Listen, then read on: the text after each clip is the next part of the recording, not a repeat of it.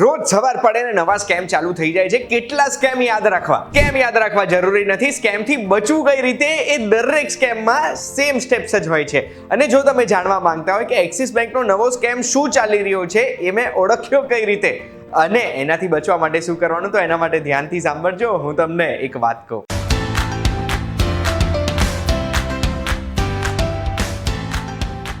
એક વાત કહું, આપનું સ્વાગત છે. મારું નામ છે ગુંજ ઠક્કર.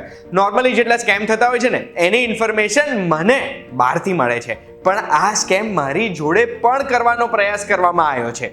આ સ્કેમ છે એક્સિસ બેંકનો KYC સ્કેમ. આમાં શું થયું, મને એક મેસેજ આવ્યો. મેસેજમાં એવું કીધું, ડિયર એક્સિસ બેંક કસ્ટમર, તમારું અકાઉન્ટ બ્લોક કરી દેવામાં આવ્યું છે અગર તમે પેન કાર્ડ વેરીફાઈ નહીં કરાવો તો. અને નીચે એક લિંક આપેલી હતી. લિંક ઉપર મેં ક્લિક કરીને ખોલી તો એક્ચ્યુઅલ એક્સિસનું લોગિન દેખાતું હોય એવું જ દેખાયું. અહીંયા કસ્ટમર આઈડી પૂછે છે, મારો નેટ બેન્કિંગનો પાસવર્ડ પૂછે છે, નીચે રજિસ્ટર્ડ મોબાઈલ નંબર પૂછે છે. લિંકમાં જમણી બાજુ ક્લિક કરીશ તો ક્રેડિટ કાર્ડની પણ બધી ડિટેલ્સ મારી પૂછે છે. જેવું મેં આ જોયું ને મને ખબર પડી ગઈ કે આ પર્સનલ ઇન્ફોર્મેશન સ્કેમ છે, જેનાથી આપણી બેન્કિંગની ઇન્ફોર્મેશન લઈને આપણું બેંક એકાઉન્ટ ખાલી કરી દેવામાં આવી શકે છે. જે વિન્ડો દેખાઈ હતી જેમાં હું કસ્ટમર આઈડી, પાસવર્ડ, મારો રજિસ્ટર્ડ મોબાઈલ નંબર કે પછી ક્રેડિટ કાર્ડની ડિટેલ્સ નાખું, એવું જેવી આમાં એન્ટર કરે હું ક્યાંય લોગિન ના થાત. આ ઇન્ફોર્મેશન પેલા સ્કેમરની એક્સેલ ફાઇલમાં પહોંચી જાત, જેનાથી એ આ ઇન્ફોર્મેશન યુઝ કરીને લોગિન કરી શકે. મને આમાં ઘણા બધા રેડ ફ્લેગ્સ દેખાયા, જેનાથી મને ખબર પડી કે આ સ્કેમ છે. અને એ મેં કઈ રીતે ઓળખ્યું ને આ હું તમારી સાથે શેર કરવા માંગુ છું, જેનાથી તમે પણ કોઈ પણ સ્કેમને ઓળખી શકો. સૌથી પહેલો રેડ ફ્લેગ કયો હતો કે SMS ક્યાંથી આવ્યો છે, સેન્ડર કોણ છે. જો હું તમને બતાવવા માંગુ છું કે એક્સિસ બેંકનો જ્યારે બી મેસેજ આવે ને તો આવા નંબરોથી મેસેજ આવે છે, મને ખબર છે.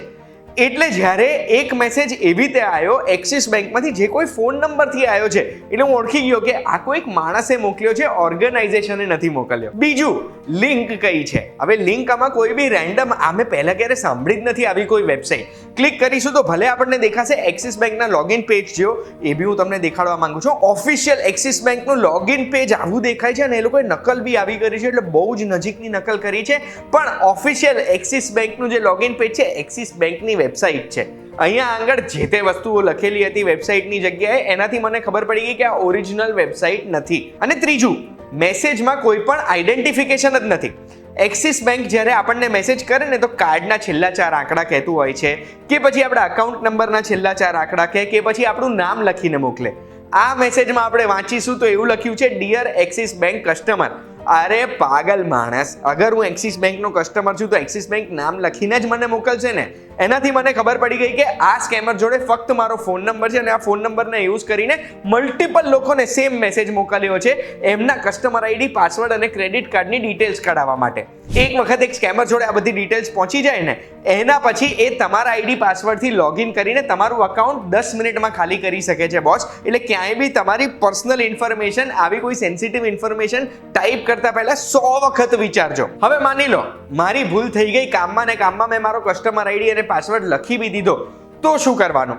તો ચિંતા ના કરો, પેનિક ના કરો. તરત ને તરત તમે સૌથી પહેલા તમારા બેંકના ટોલ ફ્રી નંબરમાં કોલ કરો.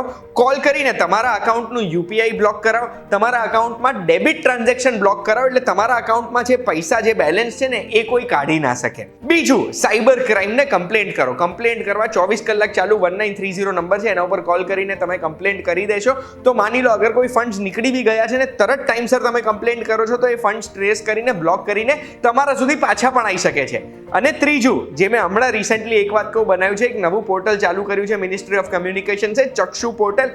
એમાં આ સ્કેમની માહિતી અપલોડ કરો કે આવો કોઈ સ્કેમ મારી સાથે થયો, જેનાથી આ સ્કેમરના નંબરથી કે આ લિંકથી એ સ્કેમરને શોધીને આ સ્કેમ બીજા લોકો જોડે કરતા અટકાવાય.